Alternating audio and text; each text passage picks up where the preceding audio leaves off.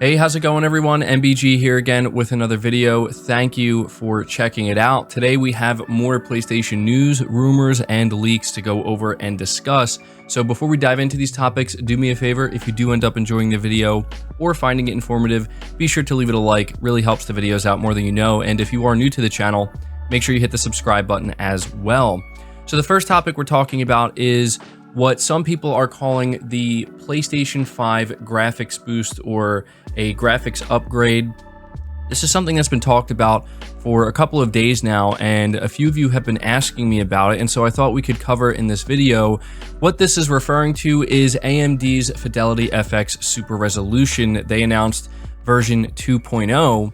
And so reading from their website, they say last June, we launched one of our most highly anticipated software technologies ever, AMD Fidelity FX Super Resolution, or FSR for short.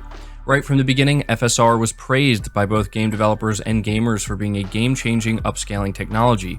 FSR delivers outstanding performance boosts in supported games to a broad spectrum of hardware, both AMD and select competitors, while remaining incredibly easy for developers to integrate into their games. All these benefits led to the rapid adoption of FSR technology in games, and it is the fastest adopted software technology in AMD history. FSR is now supported by over 90 game developers and publishers and is available now, as of March 15, 2022, in 61 games and 20 upcoming games. That's over 80 games in total.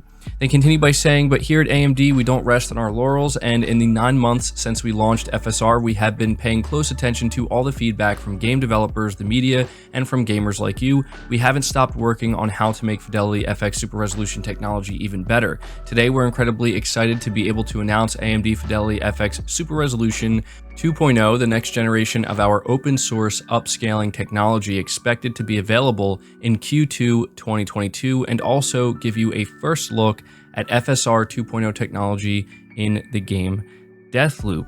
And so that's what they did here. They wanted to kind of show off the big improvements they made to FSR. And the reason why this is relevant to PS5 owners, and a lot of people are looking at this as an upcoming graphics boost that we can expect, is because many developers who make PS5 games are utilizing this technology, and this technology is available for the PS5. We've even seen games like God of War and Horizon Zero Dawn, specifically the PC ports, leveraging this technology, but upcoming games such as Ghostwire Tokyo and Forspoken, as well as many other third-party titles, will be using the FSR tech provided by AMD.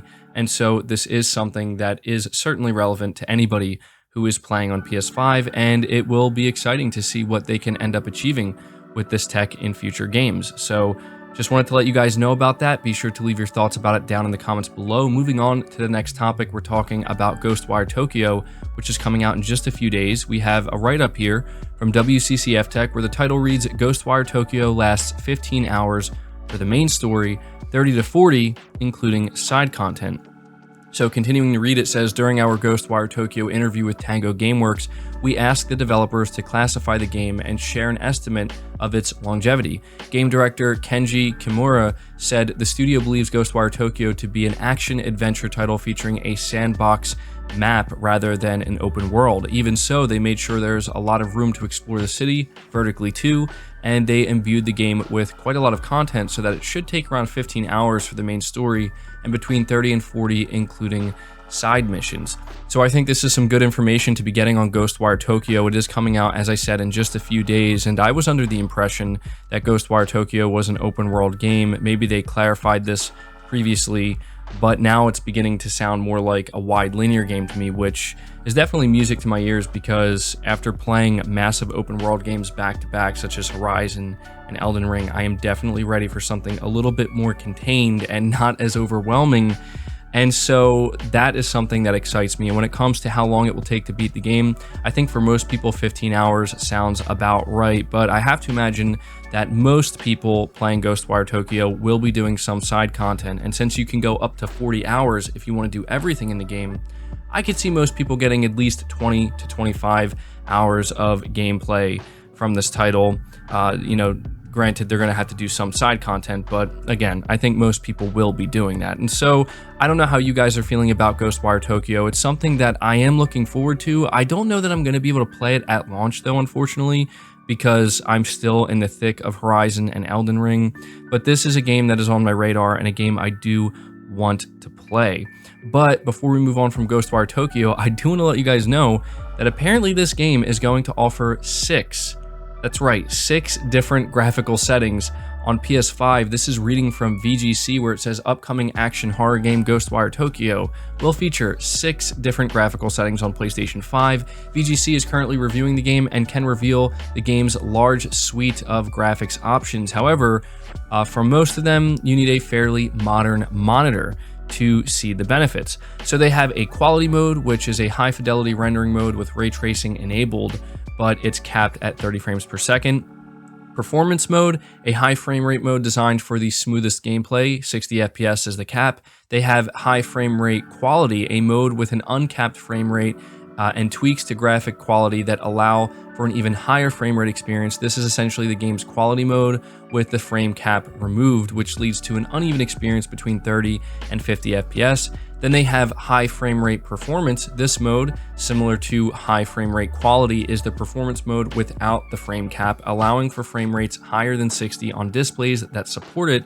Both high frame rate modes have experienced some screen tearing during the review process, but VGC understands that a patch will address these issues before launch. And then finally, we have the high frame rate quality VSync / high frame rate performance VSync. Both of these modes are the same as the other high frame rate modes, but take advantage of VSync, which alleviates but doesn't completely solve issues with tearing. And so there you go. If you were wondering what different modes will be available to you when playing Ghostwire Tokyo on PS5, there are 6 different modes, which I think is the most I've ever seen offered in a game, and I definitely wasn't expecting that. So if you are somebody who is planning to play this, let me know which mode you're going to play it in, and even if you don't plan to play it, would you like to see more developers offer these different types of modes that we don't normally see on PS5?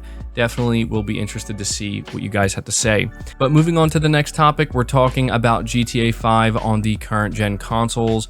This wasn't something I expected to be talking about because I assumed that GTA 5, considering how old the game is at this point, would have looked and been running and performing identically across all consoles, maybe a little bit less on the Series S, but it seems like there is a bigger difference here than maybe most people were expecting. This is coming from the El Analista de Bits YouTube channel, where they tested all the console versions, and it says here, reading from WCCF Tech, that the PS5 and Xbox Series X offer identical visual modes. Fidelity gives you a native 4K with ray tracing and 30 FPS. Performance offers native 1440p at 60 frames per second, and ray tracing performance offers dynamic 1440p ray tracing and 60 FPS. Based on the analysis above, it seems PS5 holds pretty much rock solid in all modes, with only small 1 or 2 frame dips in performance mode when things get crazy. Meanwhile, the Xbox Series X really seems to struggle in ray tracing performance mode, dropping all the way down to 30 or 40 FPS range, and performance mode dips to the low 50s. Things are even worse on the Xbox Series S, which offers only 2 modes, fidelity at 1440p 30 and performance, which is at 1080p 60. Fidelity mode does not consistently hold 30 FPS, dropping into the mid-20s, and performance seems to hover pretty consistently in the 40 FPS range once things heat up. So yeah, not exactly ideal for nearly a decade-old game. In addition to the better performance, the PS5 also offers other benefits, including the DualSense support and what appears to be significantly better load times. For now, it definitely seems to be the platform of choice. And I have to tell you guys, I was quite surprised to see just how big of a difference there is with the overall performance of GTA 5 on the current gen consoles.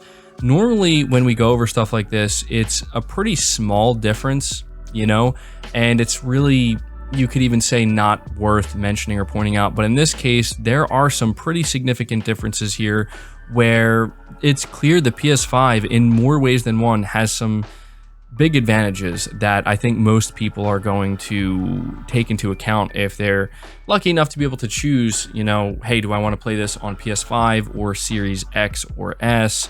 Unfortunately, most people probably won't be able to choose But still, it does make you wonder, you know, what's going on here? Is this Rockstar's fault? Did they not properly optimize the Xbox versions? And if that's the case, why didn't they properly optimize them? Were they maybe struggling because there's both the Series X and the Series S, and they just decided, you know what, we're going to prioritize the PS5 version because we only have to focus on that one? It's hard to say. We won't get an answer, or it's likely we won't get an answer to this, but nonetheless, I think that this is something some people might want to be aware of. So there you go. GTA 5 on the PS5 is apparently the version you're going to want to go for if you're able to. Although I would say that at this point, a lot of people are maybe burnt out on GTA 5. I think we're definitely ready for something new, for sure, from Rockstar. But the final topic I want to tell you guys about and talk about is something that I just find so bizarre and pretty funny. Apparently, the Elden Ring community was shocked to find that there are new fake walls within the game. And I'm sure most of you know what I'm talking about, but for those who don't know, there are fake walls in Elden Ring, but they've also been in the Dark Souls games where you have to hit the wall and it unlocks a secret area or passageway. And people kind of rely on messages on the ground that players leave to let them know where these walls are, but obviously somebody has to find them. So players basically just go around like maniacs, just hitting walls with their weapons, hoping that they'll find some kind of secret passageway.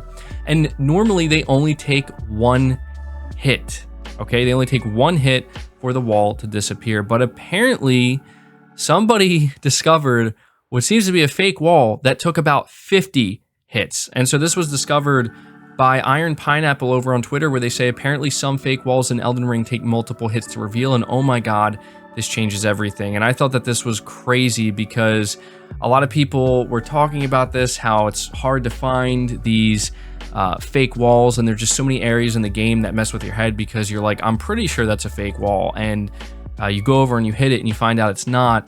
And now we're seeing like, oh, apparently there are fake walls that take like 25 hits to unlock them. And so I can only imagine that there are many Elden Ring players right now just running around the game like maniacs, just going up to every wall and hitting it 25 plus times to see what if they can discover a new one. This is crazy. I don't know if this was like a glitch or a bug or something, but man, who would have thought? Anyway, that's going to do it for this video, guys. I hope you did enjoy it. I hope you did find it informative. Again, if you did, leave it a like, subscribe if you're new, hit the bell notification icon, and feel free to share this video out on top of all that. But until next time, guys, take care.